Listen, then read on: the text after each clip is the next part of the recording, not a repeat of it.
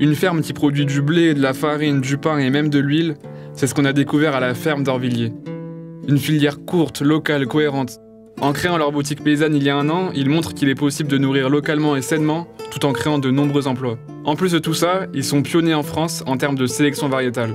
Bienvenue dans le 3e épisode du Boulange Tour. On vous emmène à la ferme d'Orvilliers pour découvrir un lieu qui a décidé de prendre la main sur toute la chaîne de production. Dans cette ferme, ils sont 3 associés. Hélène, son truc à elle, c'est de s'occuper de la partie boulangerie. Elle est très engagée pour une agriculture paysanne et ça s'est directement ressenti lorsqu'on l'a rencontrée.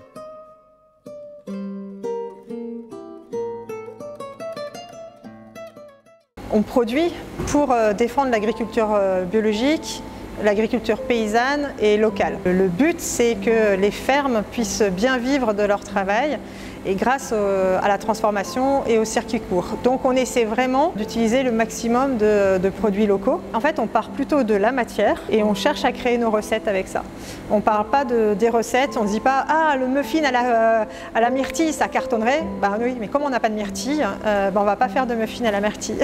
Donc on part vraiment des matières premières locales et on cherche à faire notre recette avec ça.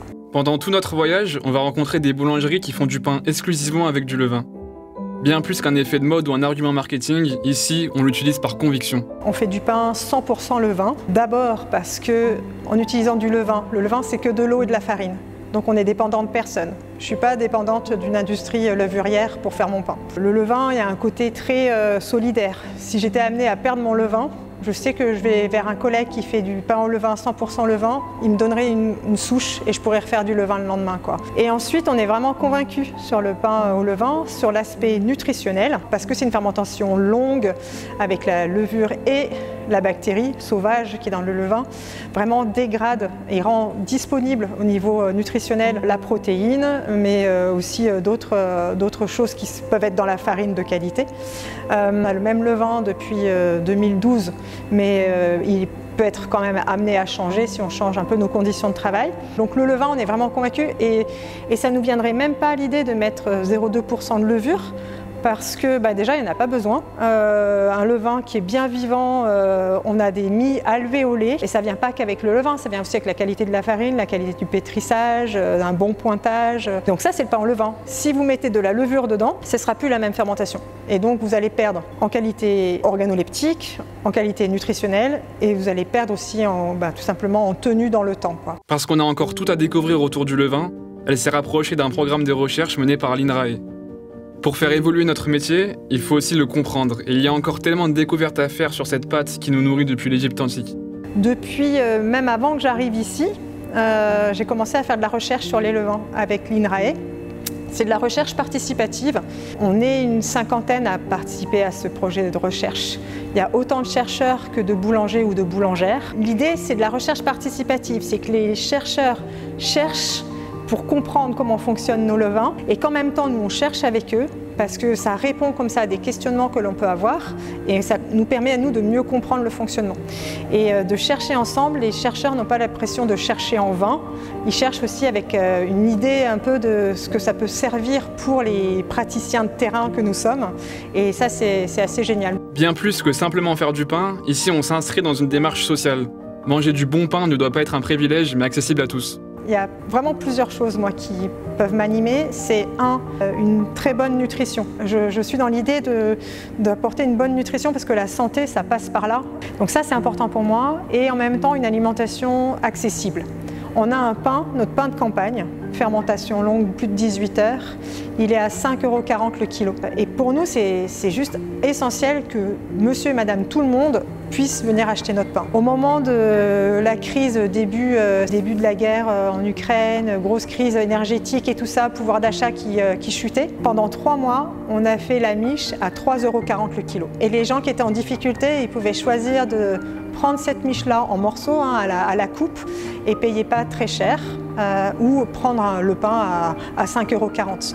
Mais c'était pour nous essentiel de dire, nous on veut nourrir quoi, on veut nourrir les gens et on ne veut pas nourrir une élite. C'est pas parce qu'on est dans le bio qu'on veut nourrir que des gens, voilà. C'est accessible. Et ça c'est, je pense, le deuxième point pour moi qui est vraiment le plus important. Les conditions de travail prennent également une place importante. Boulanger, c'est un métier difficile et de par son histoire, elle tient à préserver sa santé et celle de ses salariés.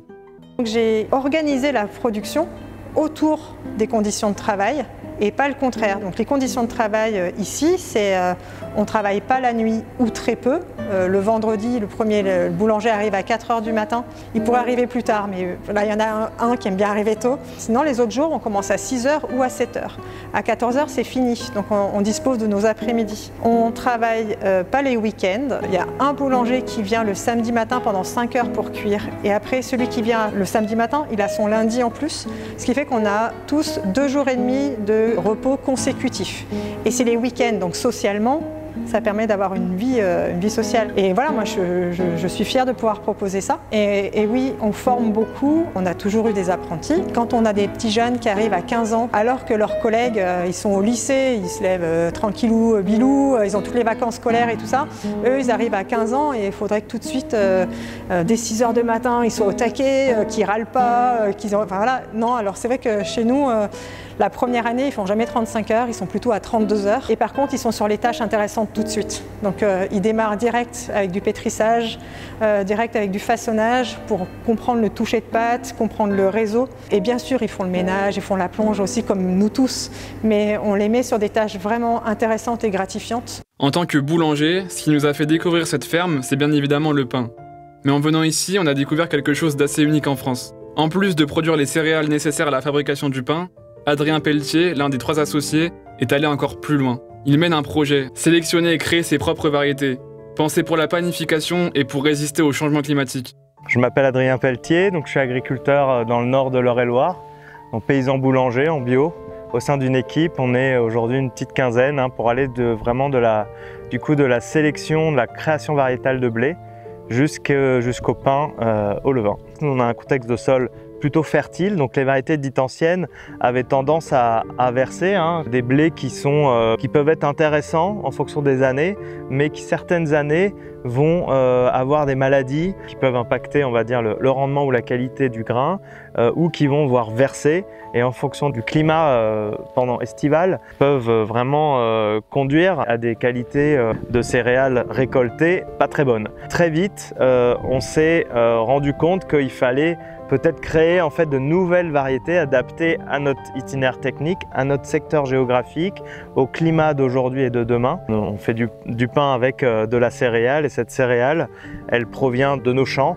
On est engagé en agriculture biologique, donc on cultive selon un process et des réflexions qui permettent de tendre vers l'auto-fertilité des sols en utilisant au maximum une rotation de culture. Et au sein de cette rotation de culture, on cultive par exemple le blé tendre.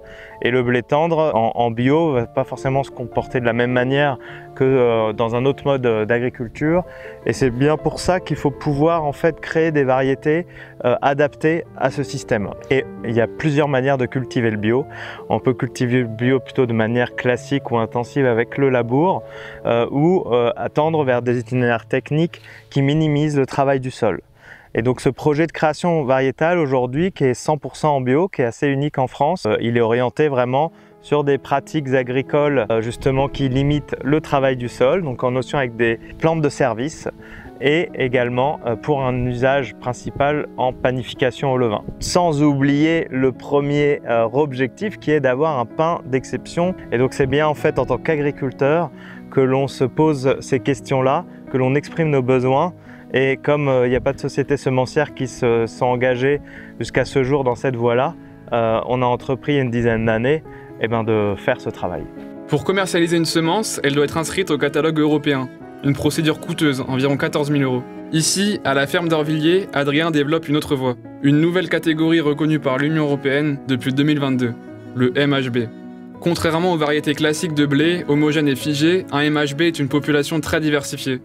Cette diversité génétique, ça lui permet d'évoluer dans le temps et de mieux s'adapter aux conditions locales, qu'il s'agisse du climat, des sols ou des maladies. Ce qui en fait une alternative intéressante pour l'agriculture biologique et pour l'agroécologie. En France, un seul MHB de blé a été notifié pour l'instant.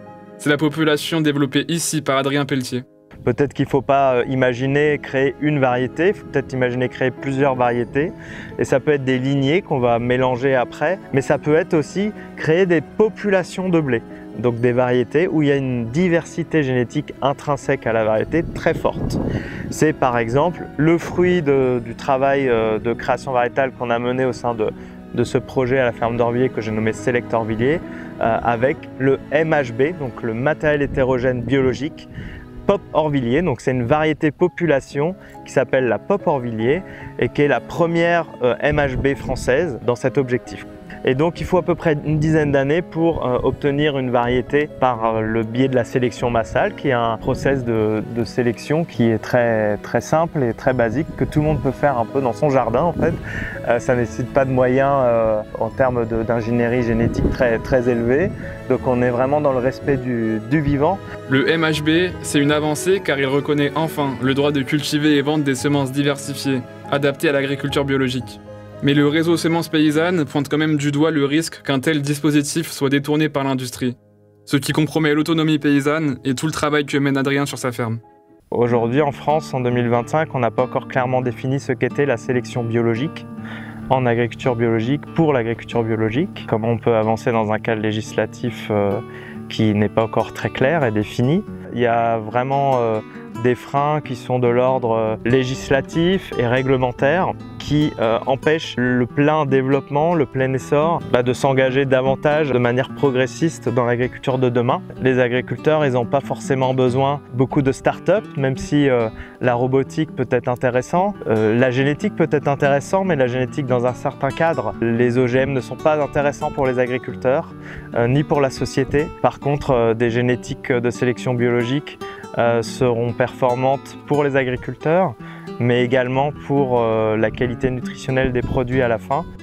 Cette recherche et développement qui est développée au sein d'un projet comme celui-là nécessite des fonds financiers assez conséquents qui, somme toute, sont peu faibles quand on compare à tous les budgets R&D qui sont mis aujourd'hui dans certains secteurs industriels de la semence, mais qui, à l'échelle d'agriculteurs, sont un peu inatteignables. Donc moi, à travers le projet de création variétale aujourd'hui, l'idée, c'est de créer des populations de blé inscrites sous le dispositif des MHB qui peut permettre de diffuser ces variétés au sein de nos fermes, mais aussi de créer des lignées qui pourraient être achetées par des agriculteurs et qui, dans ce cadre-là, auraient un coût de semence. Mais voilà, donc derrière, il y a tout le projet à financer.